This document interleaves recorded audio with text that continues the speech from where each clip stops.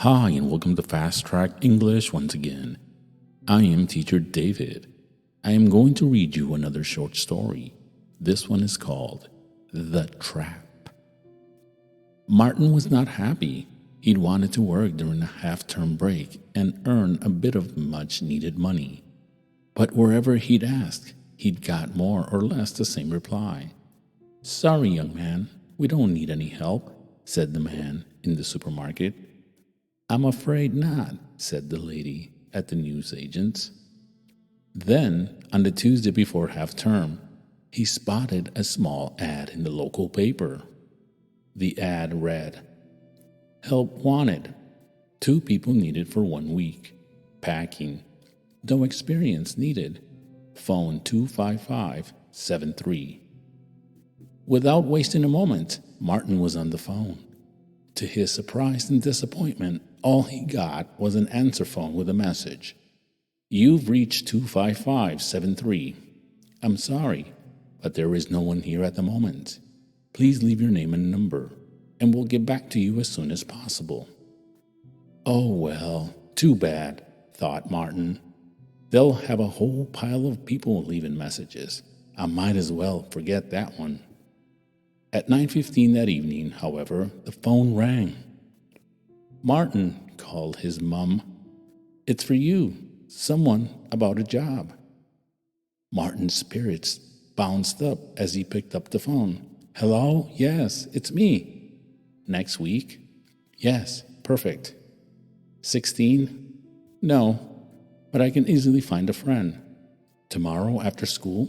"Yes, that's fine." "Okay, we'll come round tomorrow." "What was that all about?" asked his mom. "A job.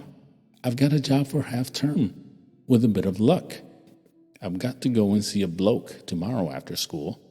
"What bloke?" "The guy that just phoned. He wants to see me first." "And what's the job then? Babysitting?" "No, cleaning out some old house or something." "Well, you just be careful, Martin. I don't want you getting into trouble or anything. There's so much of it around these days."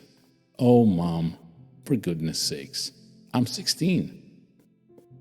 It was an address in Hollydown, a leafy district of big Victorian houses that had seen better days. Number 6, Royston Road was a 2-story house. The garden was very overgrown, and giant weeds were competing for space against untamed climbing roses and white-flowered convolvulus. A man with a thick gray beard answered the door and invited Martin in. The house smelt damp, as if no one had lived in it for several years. Most of the floor was covered in cracked brown lino, and the walls decorated with cream-colored wallpaper. All the wood was dark brown. "Rather unusual, isn't it?" said the man. "Yes," answered Martin, slightly surprised by the ancient air that seemed to hang over the house. "I want you to get the whole place cleared out by the end of the week. Drawers, cupboards, attic, the lot. Everything's got to be sorted out and packed carefully in boxes. I want a complete inventory of everything that's packed, down to the smallest teaspoon." "What for?" asked Martin. "It doesn't matter what for. I want it done. Don't you think you can do it? You'll need someone to help you. You'll get £400, if that's okay." Martin, who had not expected to get more than £100, was astonished, though he made sure he didn't show it, in case the man changed his mind. "Yeah, that'll be okay. I'll be back on Monday morning then, with a friend." "I'll get you started," said the man. "Then I'll leave you to get on with the job. And by the way, my name's McAllister, Doug McAllister. If you need to call me, you can always leave a message on my answer phone." Finding a helper was not as easy as Martin had imagined it would be. The friends he asked for had all got other things arranged. "What about Emily Winter?" said Phil Dawson. "I know she wants to earn some money." Martin hadn't thought of getting a girl to help him, but if Emily was looking for a job, well, why not? They got on pretty well together, and she was fairly reliable. On Monday morning at 8:20, Martin got on his bike and rode round to Emily's. Just before 9, they stood outside number 6 Royston Road. A young man opened the door. "You're Martin, I suppose. Good. I'm glad you're on time. Come on in."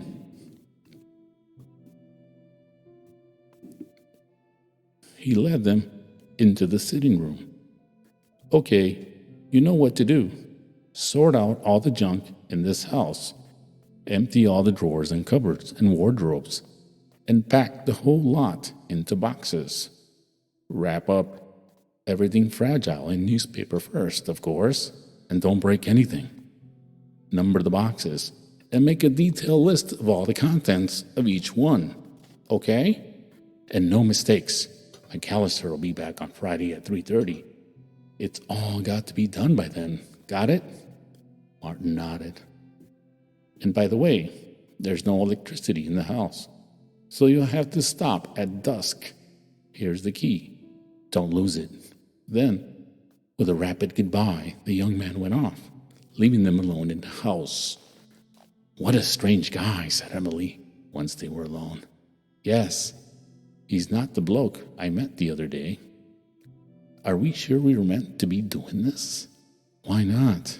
I expect they're getting it all cleared out, because the owners died. The house was like Ali Baba's cave.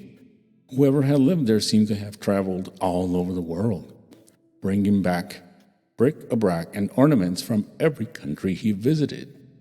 By Wednesday afternoon, the dining room contained 73 carefully packed boxes, each with a detailed list of contents, yet there were still 3 bedrooms to finish. At 3:15 on Thursday, Emily and Martin were upstairs when there was a knock on the front door. "Who's that?" asked Emily. "Don't ask me. Let's go down and see." "Be careful, Mart. Don't go letting any old person in. I'm getting rather suspicious about this whole business." Before opening the door, Martin put on the burglar chain. Then he opened the door just enough to see through. There was a man in overalls on the other side. "Good afternoon," said the man. "Are you Martin?" "Yes. What is it?" "I've come to pick up the first boxes for Mr. McAllister." "What? Today?" "He said he'd come back on Friday." "Did he? Well, I've got an order to pick him up this afternoon." As he moved the printed form through the crack in the door, Martin looked at the piece of yellow paper, flagged on removals and storage service. It said at the top. Once Martin had undone the burglar chain, the man came in. When he saw the boxes, he whistled. "Blimey, all them?" "Yes, and we haven't got round to the top floor yet." "Well, then you better give me a hand getting all this into the van." Emily appeared on the landing. The man looked up at her. "Afternoon, miss.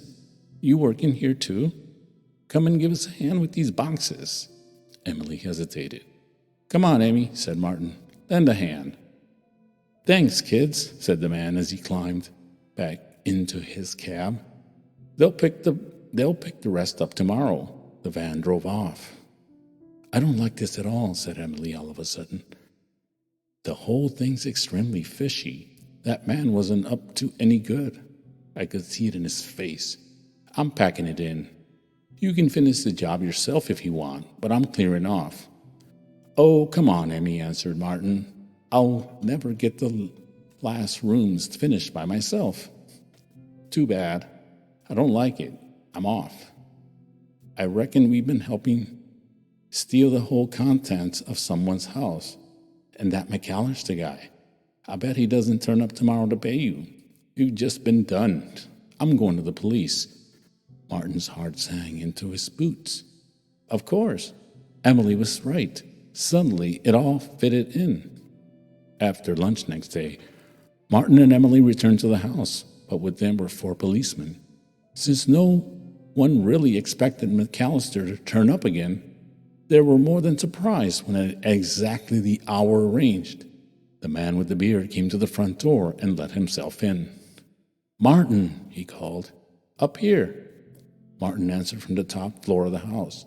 But before McAllister got to the bottom of the stairs, he was challenged by 2 big men. "Don't move," shouted one of the local police constables.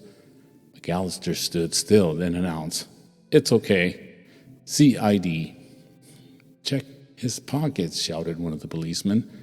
They checked, and they found an unexpected collection of things: a 2-way radio, a card identifying the holder as Detective Inspector Peter Swanning.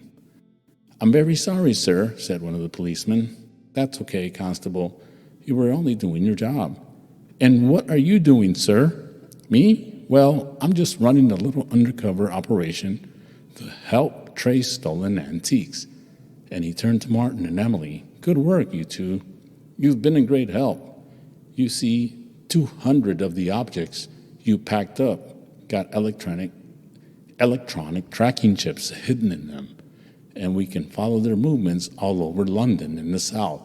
We've already learned a lot of interesting things."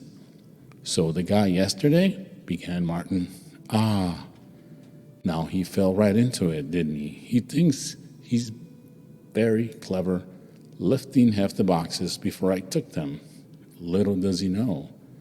"I told you he was up to no good," said Emily.